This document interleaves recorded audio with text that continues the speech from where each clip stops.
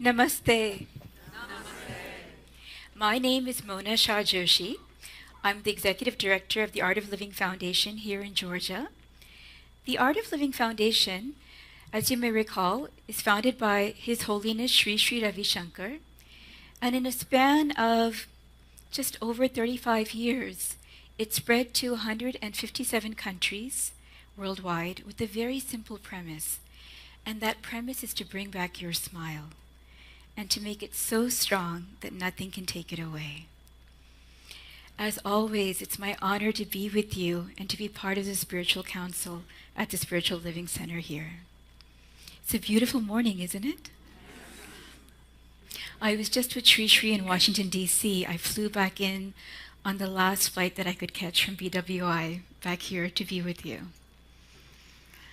And of course, I wrote what I'm going to talk about on the flight home.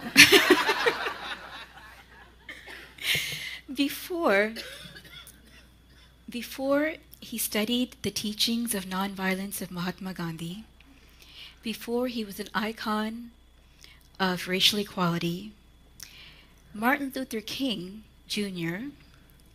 was not a beacon of peace in his own neighborhood as a child. When he was small, now imagine this kid. He takes his mother's fox stole, sticks it on the end of a stick, hides underneath the bushes, and waits. And as people would walk by, he'd start wiggling and shaking that stick. They'd think it was a live fox, scream bloody murder, and run. Now, neither he nor his brother were fond of the piano lessons that their parents made them take. So they decided to discourage the piano teacher from ever coming back. They tinkered with the stool so that when the teacher sat down, it would collapse. They weren't successful with the teacher not coming back, but they had their ways of discouraging his joy while they were there. And then, when he was looking around for balls for baseball practice, what did he decide to do? He popped the heads up off his sister's baby dolls.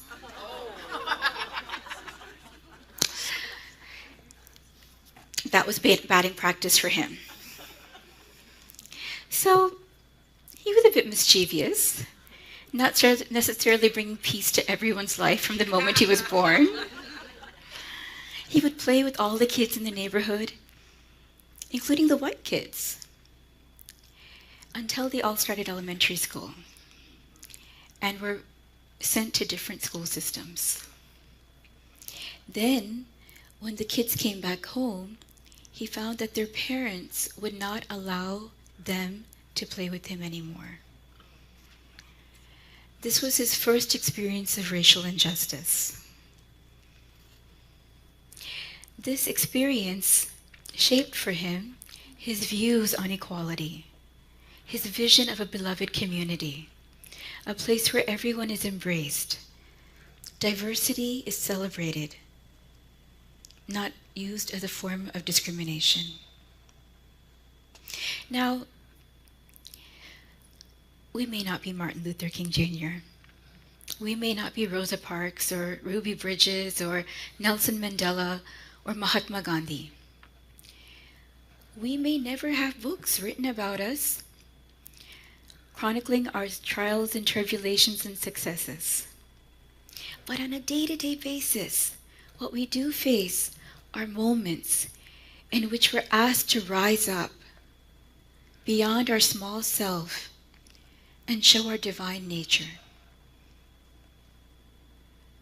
Whenever there have been incidents of mass shootings, hijackings, and other incidents of fate gone awry, there have also been stories of heroism, which ordinary people like you and I have stood up and were willing to sacrifice their life for perfect strangers. because that's what it means to be human. Robert F. Kennedy spoke in South Africa, as apartheid as you could get in those days, in 1966, and he said this: "It is from numberless diverse acts of courage and belief that human history is shaped. Each time a man stands up for an ideal, or acts to improve the lot of others, or strikes out against injustice, he sends forth a tiny ripple of hope. And crossing each other from a million different centers of energy and daring, those ripples build a current that can sweep down the mightiest walls of oppression and resistance." Usually when we react to injustice, we do so out of anger. And even after that moment has passed, we're left burning. We're burning in our anger, in hatred, in bitterness. The question, we talk about time management. Has that been an issue that's ever come up in your mind? I would say that even more critical is mind management. How do we manage our own mind in the face of injustice? How do we keep our center as we fight the good fight? How do we keep inside of us calm, peace, and love as we move forward and do what needs to be done in our life and in the lives of others? So I was thinking about this, and 3 things came to mind. Would you like to hear them? Yes. Deep listening. Have you noticed that when someone's speaking and we're listening, there's actually a tape recorder playing in our mind? When something is said that's agreeable to us, our mind says, yes, yes. When something is said which is perhaps not so agreeable to us, out of our comfort zone, or just plain new, the mind goes to no. I don't know. I don't think so. So this tape recorder is constantly playing inside of our heads. Yes, yes, no, no. Now when you're listening to someone, and that tape recorder is going on, whom are you really listening to? That same recording that's been playing for ages in our own head, isn't it? Then how can we learn something new? And often when we're listening to give a reply back. We catch just enough so that we can continue our end of the conversation. Deep listening is listening to understand. It's listening to learn without judgment, with an open heart. Now, we all have certain perspectives, points of view that we've adopted and taken up in life. What if, when a conflict arises, and you can do this as an exercise this week itself, looking at a conflict, look at that conflict. What if I were of a different gender? How would I approach this? How would I see this? Of a different race, a different age, a different ethnicity, from a different economic background, from a different sexual orientation. How would I see this situation? And if we keep doing that in our mind, then we don't get so embedded in our own opinion and in this attitude that this is the only way, which is a source of fundamentalism in the world. Everyone else is wrong, I'm right, and we think that fundamentalists exist in other congregations. That attitude can exist in our own minds, and only we can examine it and make it open and loving again. So, practice deep listening. Practice forgiveness. Has anyone here ever hurt someone with your words or actions? So without our wanting to, we have inadvertently been the cause of injustice in someone else's life. Not even just once. But we've done this over and over and over again, isn't it? Now, how would we like it if every time we saw that person, they reminded us of what we had done? It's like breaking a traffic law once, but then getting this citation over and over again for that same infraction. But when we're able to forgive, something shifts inside. I actually wrote an article called The Magic of Forgiveness, The Hidden Magic of Forgiveness. In that article, I started by speaking about Jains. Now, Jainism is an ancient religion from India that's still practiced by millions of people around the world today. In Jainism, we have a day called Shamavani, or Forgiveness Day. On that day, my family members and I, and every other Jain on the planet, goes to every relative, every friend, every casual acquaintance, regardless of their religion, and says, if I've done anything in this past year to cause you hurt or offense in thought, word, or action, please forgive me. What if we did that right now? So turn to someone, preferably someone you know, and let's exchange those words.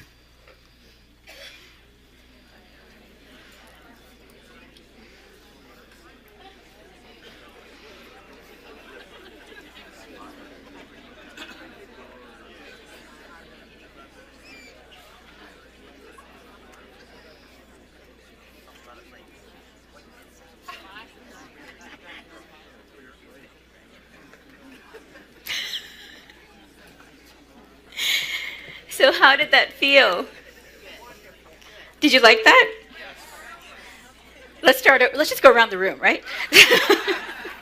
There's so many more people left. You know, in a world that's beset by violence and hatred and misunderstanding, the act of asking for forgiveness is so powerful. When you forgive, you become free.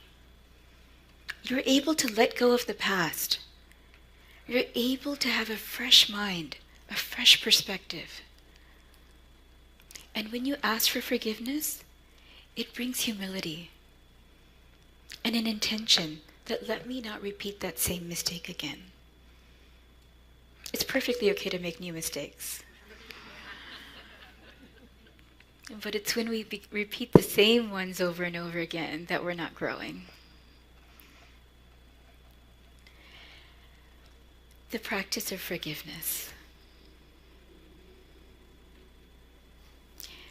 You know, everyone who's a culprit, whenever we see someone, oh, they did this to me, what if you shifted your perspective and realized that they were also a victim?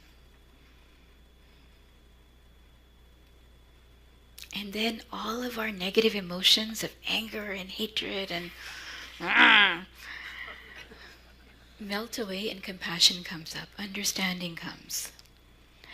And when that comes, you have clarity in the mind. What's the state of your mind when you're upset with someone? All these negative emotions, right? And then any action that we take or words that come out of our mouth, don't we regret that? Oh, I shouldn't have said that. I was too harsh.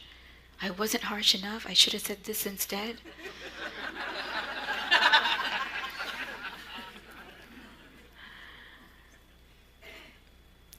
But when the mind is clear, when the mind is at peace, then we become skillful in our action and our words. And with that clarity, our words and our actions are also more impactful.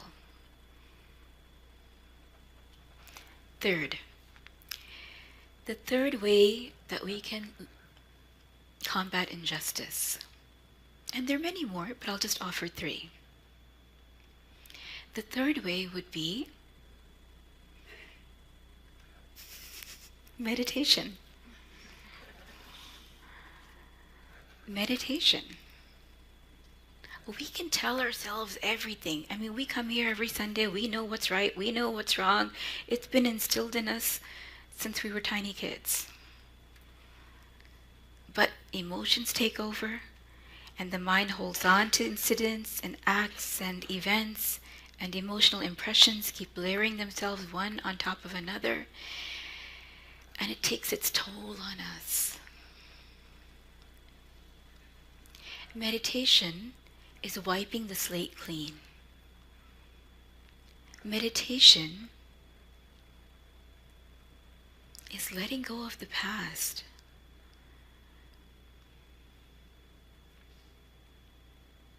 Letting go of the future, anxiety for the future, and bringing your mind in the present moment.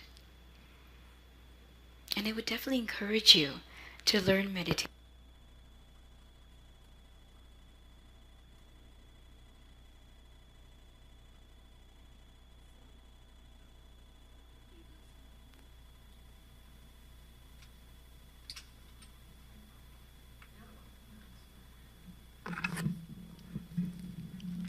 You know, often in racial justice movements or just social justice movements, we wait for people to empower us. They have power, they need to share it with us. We're ready to redistribute it so that we get some also. In meditation, what happens is you realize that you are the source of power. You don't need anyone to empower you. You are already in power because you're connecting to your source. You're connecting to a divine power that's filling you with everything that you seek in this world, with everything that you need in this world to become a happier, more loving, more present individual. Now, just as violence begins with a thought in the mind, peace begins with silence in the mind. Should we take a few minutes right now and meditate? Let's close our eyes. Let's put our feet on the floor. If there's anything in our laps, we can just put it to the side. Let's keep our palms facing the ceiling and our eyes are closed. At this time, we're not interested in seeing anything, hearing anything, smelling anything, tasting anything, or touching anything. We just want to be. We just want to be. Let us repose in the cave of our own hearts.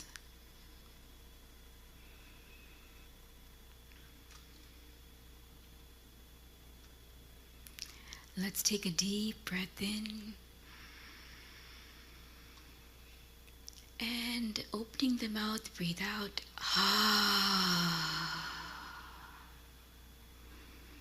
Feel the relief. Again, let's breathe in.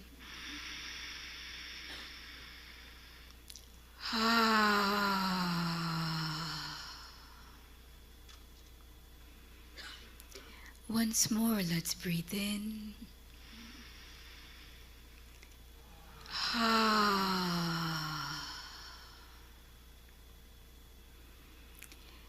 Now let's continue breathing through the nose. Your chest expands as you breathe in and deflates slightly as you breathe out.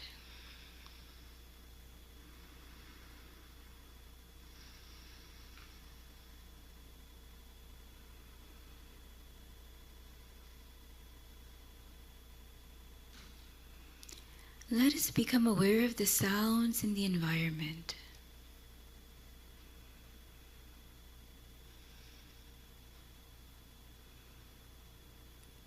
The gentle humming of the air conditioner.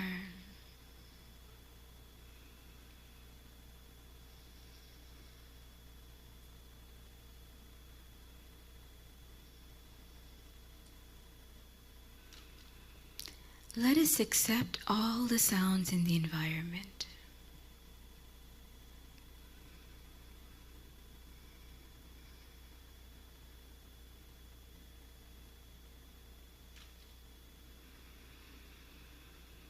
Now we're in harmony with the environment.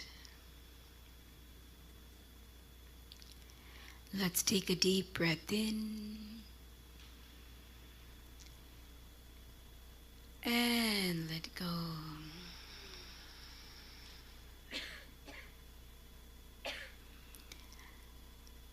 Another breath in and relax.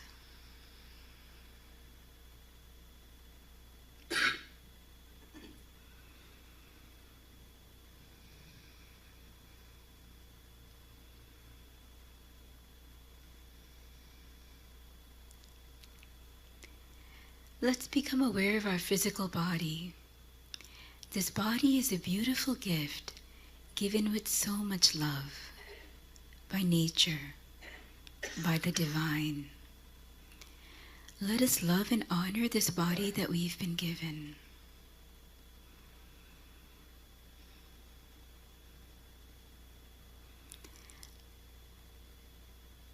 Let's become aware of our feet, our knees, thighs, hips, abdomen, stomach, chest, shoulders, arms, face, and head.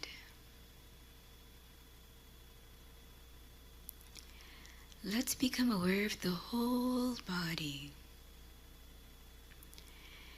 The whole body.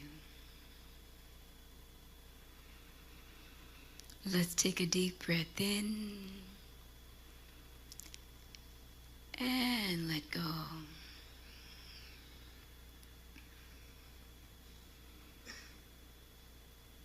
Another breath in and let go.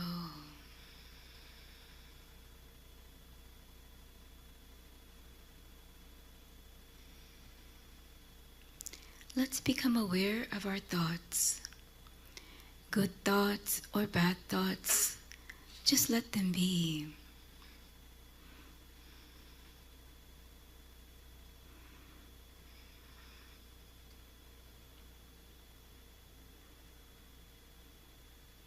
No need to resist your thoughts, let them come.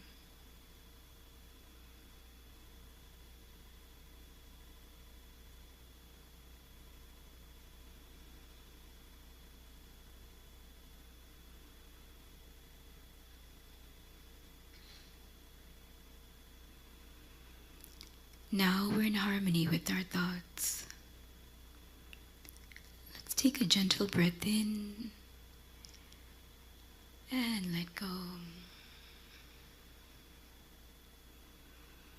Let's become aware of our emotions, pleasant or unpleasant, just let them be.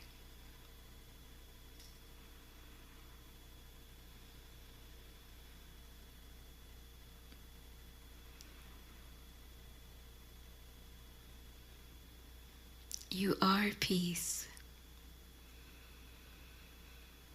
You are joy.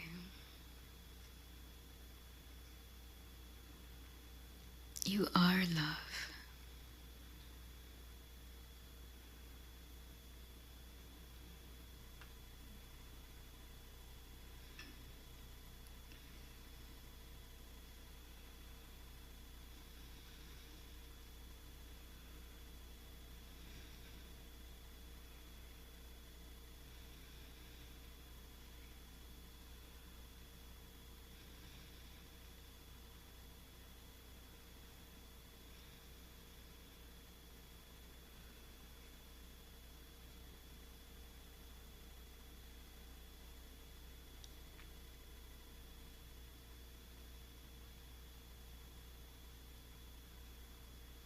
Let's become aware of our emotions.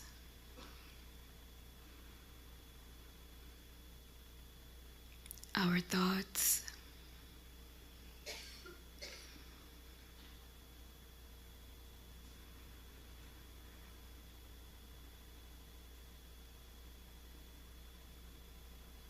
The physical body. And the sounds in the environment. Let's take a deep breath in and let go.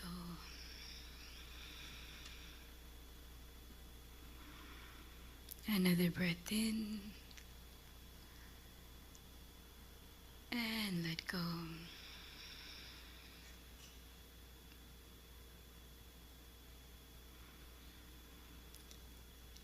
And slowly and gradually, let us open our eyes.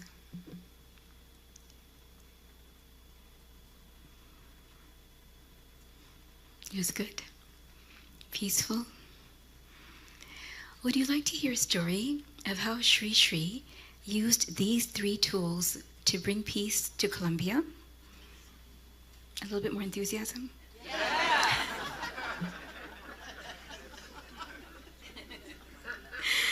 So, in 2015, he was invited to Bogota to receive an award, their highest civilian award, for the work that the Art of Living Foundation had been doing in the poorest communities. And then after receiving the award at Parliament, he had a perfunctory meeting with the President of Colombia, President Manuel Santos. That meeting lasted an hour, closed door. In that meeting, President Santos spoke about what had been happening. For the last 52 years, a war had been ravaging Colombia. 225,000 people were dead. Over 7 million people had been displaced. Negotiations were going on, but the president didn't think they would work and military action would be necessary, which again would result in more lives lost. So it was agreed that Sri Sri would go and meet with the FARC guerrillas. Before leaving for Havana, where the meeting would take place, he first met with the citizens of Colombia who had been most affected by the violence. And they were upset, they were angry. They were vowing revenge. And that, of course, is what was perpetuating the violence, with each side seeking revenge for what had just been done. So Sri Sri told them that this policy, this attitude of an eye for an eye, a tooth for a tooth, will simply leave the whole world blind. Then he went to Havana. There he met with the FARC leaders. So again, the first day especially was just spent in listening to them, hearing their problems, seeing what was going on. They weren't necessarily bad people. They also saw themselves as victims. And Sri Sri said at that time that every victim, every culprit is also a victim.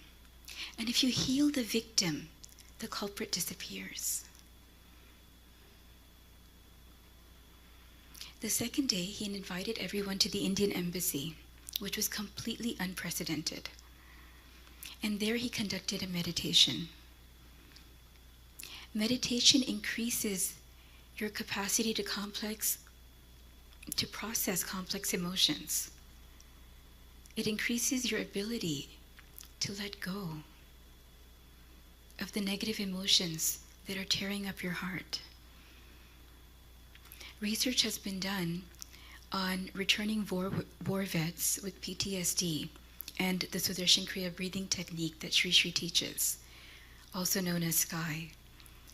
And it's been shown to be very effective with PTSD panic attacks, anxiety disorders, healing the trauma from within.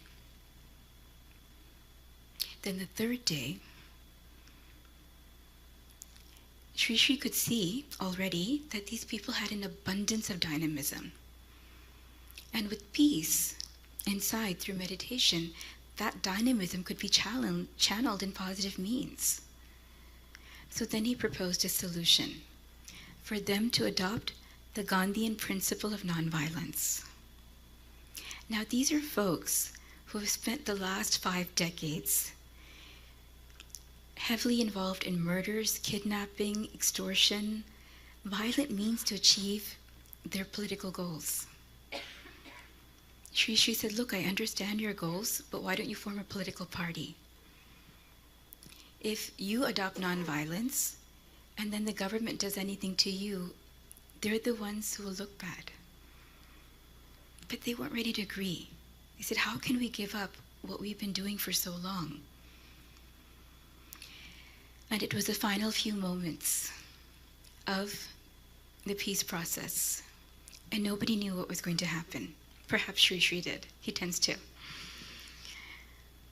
But even the FARC leaders weren't sure, because they had just disagreed and said, I don't think we can do this. We appreciate what you're doing, but this is not for us. 10 minutes later, a press conference was held. And in front of the world,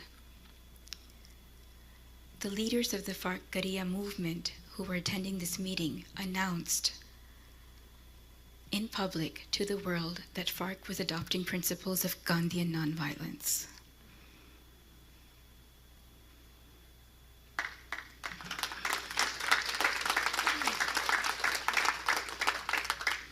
A couple months later, when Shri found out that there was still an incident of violence, like there was a violent incident, he personally called Juan Marquez and said, what is this? You promised me nonviolence. And he reaffirmed his promise, and for an entire year, there was not a single violent incident in Colombia. And then the following year, the people of Colombia were on the streets celebrating the end of the war and a year of peace, which was completely unprecedented.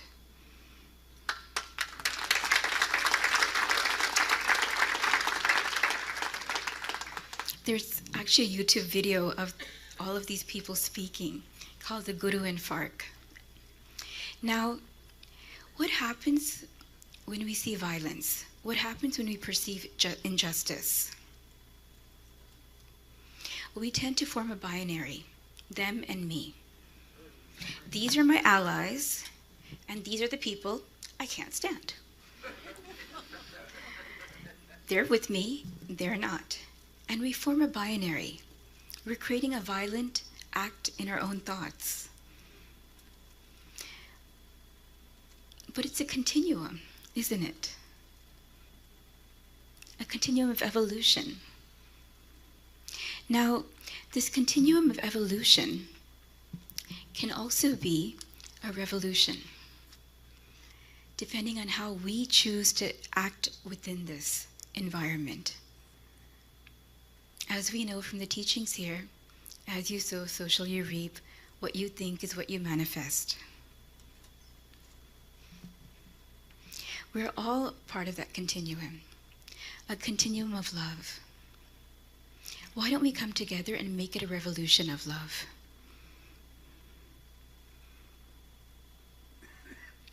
One person who is unhappy can create havoc for 100 people around them. One person who was lit up inside with love, which sees the unity in this creation, sees the divinity in the eyes of the person standing before them. That person can be a beacon, an icon of peace and love on this planet. Let us not let that be a dream. Let us live that from this moment onwards in our lives. Thank you. Hi, I'm David Alt, and I simply want to say thanks. Thanks for taking the time to watch our broadcast here at Spiritual Living Center of Atlanta.